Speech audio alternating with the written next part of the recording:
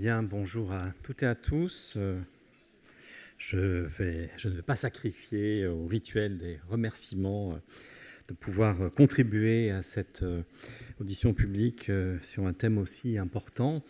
Je suis donc psychologue, psychothérapeute, professeur à l'université en Suisse, en France. Enfin, je l'ai été en Suisse. Et puis, depuis une trentaine d'années, effectivement, cette question des adolescents auteurs de violences sexuelles m'occupe. Alors, vous verrez, je dis adolescents, plus spécifiquement, aussi bien du côté de l'évaluation, de l'expertise, que du côté de la psychothérapie, bien souvent dans des contextes de soins sous contrainte. Voilà, je suis aussi membre d'une association qui s'appelle ARTAS, l'Association pour la recherche et le traitement des auteurs d'agressions sexuelles, qui a été créée dans la suite des travaux, j'allais dire révolutionnaires, de Claude Ballier, initié par Claude Ballier et toute une équipe. Et donc, je m'inscris un peu dans cette ligne de pensée et de pratique. Voilà, j'ai renommé pour moi, pour me l'approprier, la question qui m'avait été posée. Enfin, je donnais un titre à partir de cette question, qui est l'évaluation clinique du fonctionnement psychique des adolescents auteurs de violences sexuelles, repères pour une pratique. Et je proposerai aussi quelques repères concernant les outils qui peuvent être proposés. Je ne dois pas appuyer sur le bon bouton. Je donnerai quelques repères aussi sur les outils qui peuvent être utilisés pour cette évaluation.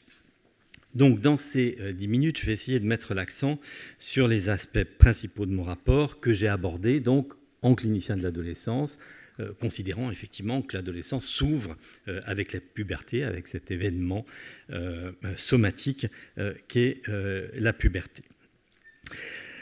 Je considère que l'évaluation de ces adolescents auteurs de violences sexuelles doit pouvoir s'inscrire dans une double exigence. D'abord, être au service de l'adolescent et de sa subjectivité, et ensuite prendre en compte la dynamique développementale du processus adolescent, et je reviendrai à différents moments sur cette question-là. Donc, comme vous le voyez, je vais aborder 4 thématiques successivement. Je n'aborderai pas spécifiquement la thématique de l'évaluation systémique du point de vue de l'environnement et de la famille, qui faisait partie de la commande, mais vous verrez que la dimension du familial est présente dans ma proposition. Elle est prise en compte dans la rencontre de l'adolescent auteur de violences sexuelles. Alors, on pourrait se dire... Non, c'est pas le bon côté. On pourrait se dire, pourquoi une évaluation ? Alors, ma collègue somaticienne a fait ses propres propositions. Je crois que les miennes, du point de vue psychologique, sont assez complémentaires. Il me semble qu'il faut prendre en compte à la fois des aspects cliniques, les aspects du contexte clinique et à la fois les aspects du contexte institutionnel. Du point de vue clinique, ces adolescents, ils sont très souvent décrits par les professionnels, que ce soit les éducateurs, les assistants sociaux, les psychologues, les psychiatres, etc., comme des adolescents insaisissables. Je reprends une formulation qu'une de mes doctorantes avait utilisée. Insaisissables parce qu'ils se présentent dans une implication subjective assez limitée par rapport aux actes qui leur sont reprochés. Généralement, ils ne les dénient pas, mais leur reconnaissance est extrêmement limitée. Et puis, ils donnent souvent le sentiment, dans la rencontre, d'un vécu d'étrangeté. Et donc, effectivement, l'évaluation, un de ses premiers motifs, ce sera de pouvoir tenter de saisir quelque chose de la subjectivité de ces adolescents. Le deuxième aspect concerne la dimension institutionnelle. Et cette évaluation, elle va nécessairement se situer dans une interface entre la santé et la justice. Bon, on voit bien ici comment cette interface est sans cesse mobilisée. Cette interface, la contribution à cette interface nécessite des aménagements de la position clinique, hein, toute la question effectivement du jugement, de la suspension du jugement, mais aussi de la collaboration dans un référentiel qui n'est pas celui du clinicien, hein, le référentiel judiciaire. Et puis, d'un point de vue institutionnel, il faut aussi s'interroger sur la temporalité dans laquelle cette évaluation va se produire, en pré-sententiel, en post-sententiel. Je ne vais pas développer ici, mais il y a évidemment un certain nombre d'enjeux du point de vue de l'accompagnement, du point de vue du soin, du point de vue aussi de l'exécution de la sanction. Comment est-ce qu'on peut définir l'objectif de l'évaluation clinique ? Le premier aspect qui me semble important, c'est que l'évaluation va ouvrir un espace de mobilisation ou de remobilisation de la vie psychique. C'est-à-dire que l'évaluation, ce n'est pas un dispositif statique, c'est un dispositif qui va ouvrir une dynamique processuelle. On appuie sur l'approche du sujet singulier, dans une tentative de compréhension de son fonctionnement psychique afin d'éclairer l'agir violent sexuel. Et puis, troisième aspect, et pas des moindres, c'est une occasion de permettre à l'adolescent de s'intéresser à sa vie psychique, comme le disait une célèbre psychiatre, psychanalyste d'adolescents, Evelyn Kistenberg. Et puis, l'évaluation, c'est une occasion de rencontre, une occasion de rencontre que l'on peut considérer, ça a déjà un peu été évoqué ce matin, comme l'actualisation d'une figure de répondant, pour reprendre le terme de René Caès, c'est-à-dire d'un adulte qui se positionne en face de l'adolescent en supportant cette rencontre avec tout ce qu'elle peut mobiliser du point de vue de l'imaginaire. Et puis cette rencontre, elle va s'appuyer sur ce qu'on appelle des médiations cliniques, c'est-à-dire des outils qui vont nous permettre non seulement de faciliter la rencontre, mais bien sûr de recueillir un certain nombre d'informations. Alors, si l'on s'intéresse à l'évaluation clinique de ces adolescents, on peut identifier, c'est en tout cas ce que je propose, 6 domaines sur lesquels l'évaluation va porter. Donc vous les voyez s'afficher. Ils concernent aussi bien des aspects cognitifs que des aspects affectifs, mais aussi des aspects sociaux. Ils concernent l'évaluation et des caractéristiques du fonctionnement psychique de l'adolescent, ses modalités d'attachement,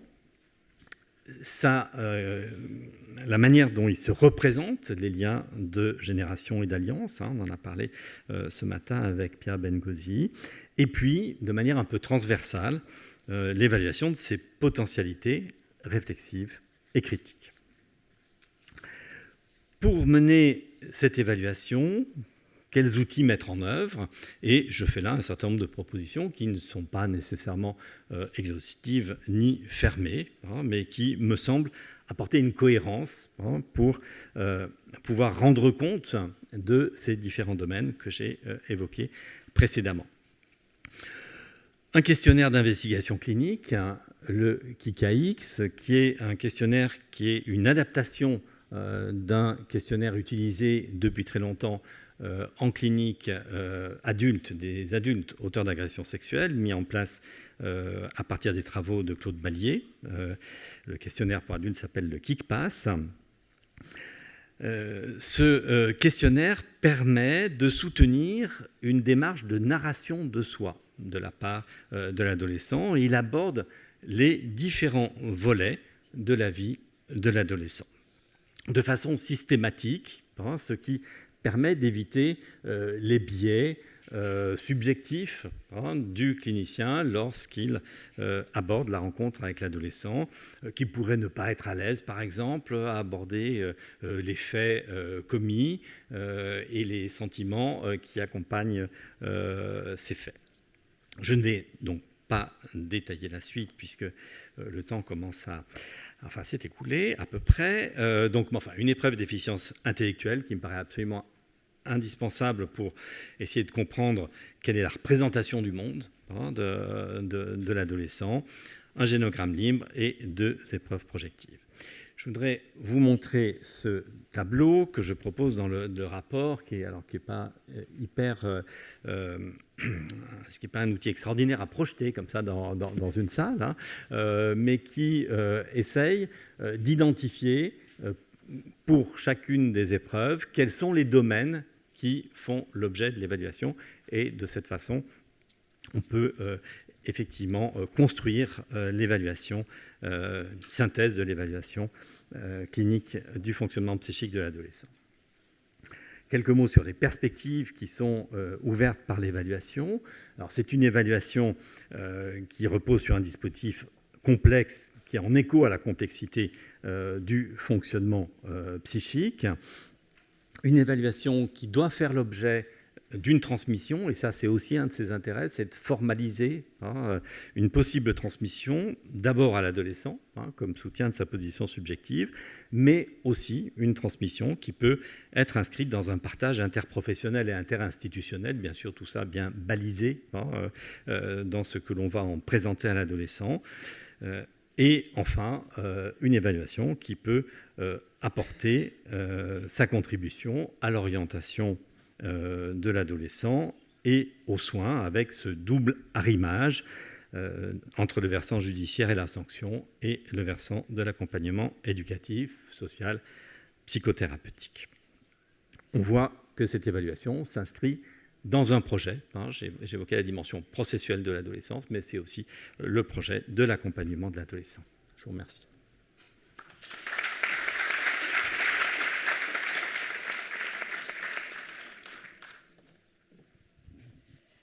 Merci beaucoup.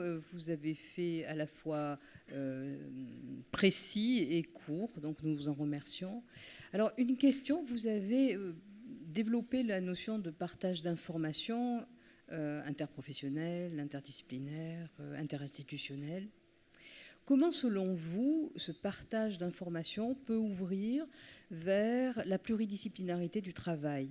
Parce que c'est bien tout l'enjeu, c'est-à-dire que vous avez aussi bien circonscrit le contexte du partage d'informations. On ne dit pas tout à tout le monde et de toute façon, le jeune est au centre du dispositif. Mais comment est-ce qu'on peut ouvrir au travail pluridisciplinaire ? Parce que c'est un vrai enjeu dans cette affaire-là du travail auprès des mineurs auteurs de violences sexuelles. Alors effectivement, il ne s'agit pas du partage d'informations pour le partage d'informations, il s'agit bien d'un partage d'informations au service de cet accompagnement pluridisciplinaire de l'adolescent. Le constat que l'on fait tout particulièrement avec ces adolescents ou avec les adultes aussi auteurs d'agressions sexuelles, c'est que la problématique de ces adolescents va avoir tendance à provoquer quelque chose de l'éclatement entre les professionnels. On parle de clivage entre les professionnels.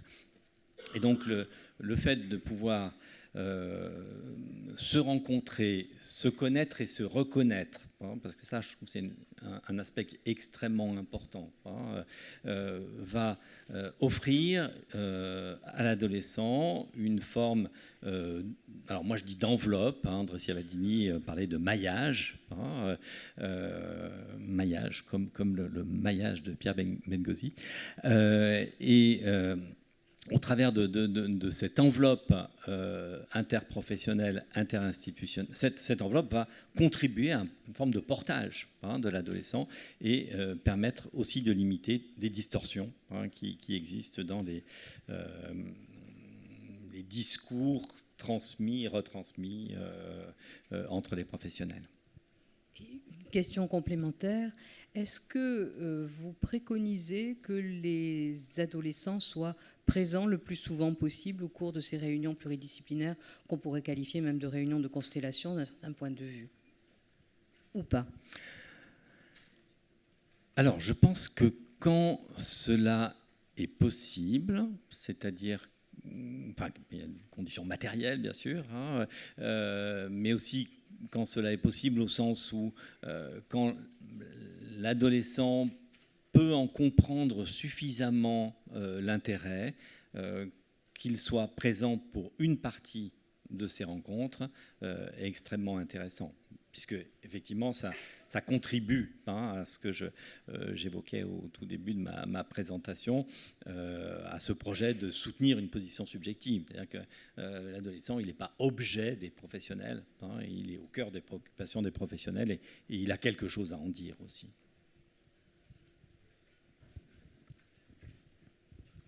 Oui. J'ai une question. On a entendu tout à l'heure la position des somaticiens de séparer l'évaluation de l'auteur et l'évaluation de la victime par deux binômes différents ou deux personnes différentes. Est-ce que sur un plan psychique, vous défendez sur l'évaluation du fonctionnement psychique cette même séparation, alors qu'on sait qu'aujourd'hui, il y a des éléments du fonctionnement psychique de l'auteur qui peuvent rentrer en résonance avec des éléments du fonctionnement psychique de la victime. Donc, est-ce que sur un plan de l'évaluation psychique, on pourrait penser confier cette évaluation à la même personne ou au même binôme ou à la même équipe, justement pour éclairer éventuellement des relations d'emprise, de contrôle coercitif ou d'autres ? Alors peut-être je vais d'abord répondre un peu à côté en disant qu'effectivement je pense qu'il faut qu'on soit attentif à accueillir la part auteur de l'adolescent et sa part victime, qui est, bon, on l'a dit déjà plusieurs fois, très, très, très souvent présente, pas nécessairement victime à l'identique. Je parlais avec Monique Tardif tout à l'heure après son intervention et on a mené une étude à Lausanne à partir d'un petit nombre d'auteurs d'agressions sexuelles et on s'aperçoit qu'il y a un élément qu'on retrouve de façon systématique, c'est la dimension de l'humiliation. Donc voilà, ça c'est ma première réponse. La deuxième réponse sur l'évaluation d'une personne auteur, d'une personne victime, par la même équipe, par le même groupe de professionnels.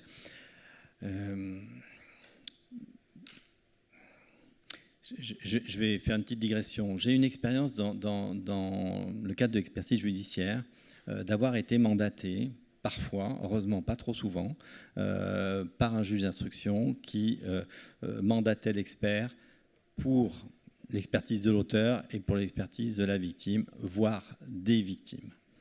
Et je trouve que c'est une position, ça place dans une position, je dirais, intenable. Pour plein de raisons, alors du point de vue de la suspension de jugement, évidemment, quand vous rencontrez 4 victimes qui décrivent le même mode opératoire de la part d'un auteur et que vous rencontrez cet auteur, difficile de pouvoir suspendre son jugement.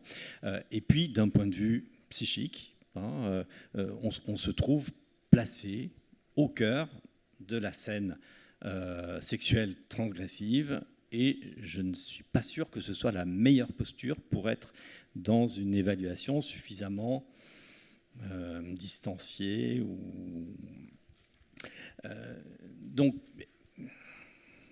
voilà, je suis très partagé par rapport à cette question, en tout cas pas par la même personne. Ça, il me semble que ça c'est assez clair. Après, que ça puisse être des professionnels différents d'une même équipe, bon, pourquoi pas.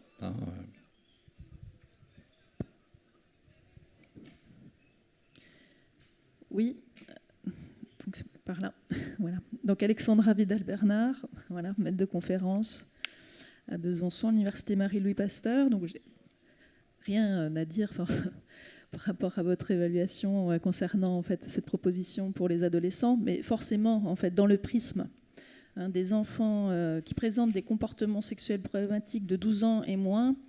J'attire l'attention sur le fait qu'il serait important en fait aussi d'avoir ce même regard, cette même proposition pour les enfants en fait de 12 ans en fait et moins, qui ont leur spécificité, parce que s'il y a des éléments en fait tout à fait transversaux qui peuvent être transposés effectivement en fait chez les enfants, toutefois il y a des particularités vraiment liées à leur développement.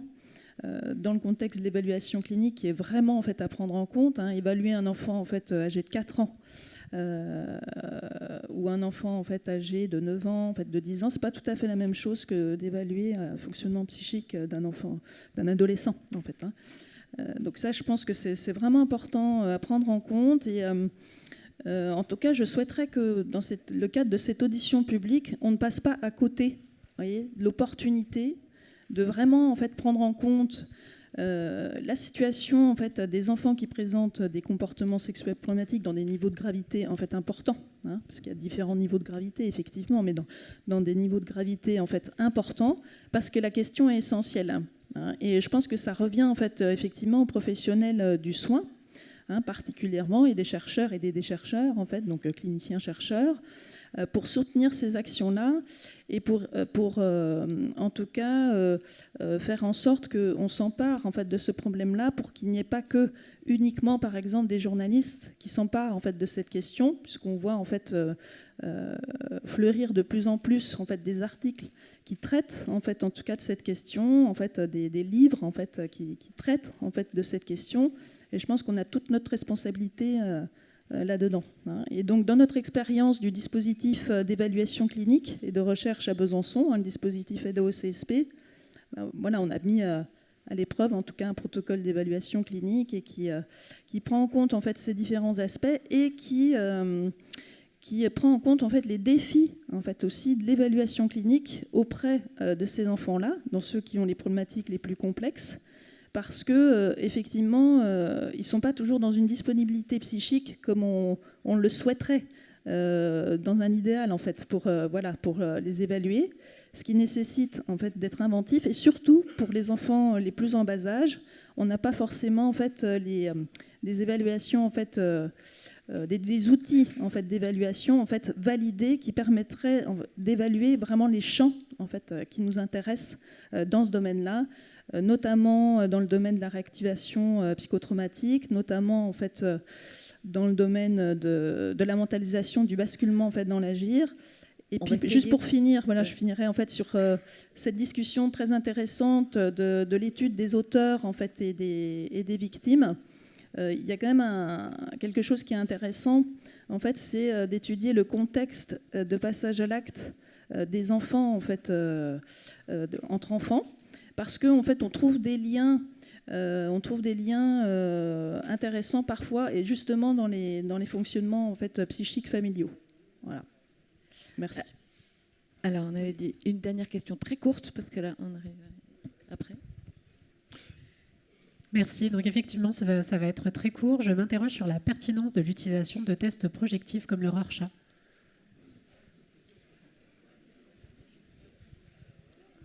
Alors, voilà, le Rorschach, comme le TAT, comme d'autres tests projectifs, font l'objet d'études rigoureuses sur lesquelles on peut prendre appui pour baser une interprétation. Alors, je sais que comme d'autres outils, le Rorschach peut être discuté, mais enfin il y a une vitalité de la recherche qui est indéniable, hein, et sur laquelle on peut s'appuyer pour utiliser le Rorschach. J'aimerais peut-être juste dire un mot par rapport à l'intervention précédente, pour dire que bon, vous évoquiez la difficulté parfois de l'accès aux enfants, hein, à leurs paroles, etc. On rencontre ça avec les adolescents aussi. Hein. C'est pas parce qu'on présente un joli modèle d'évaluation que pour autant la rencontre est nécessairement idyllique. Merci.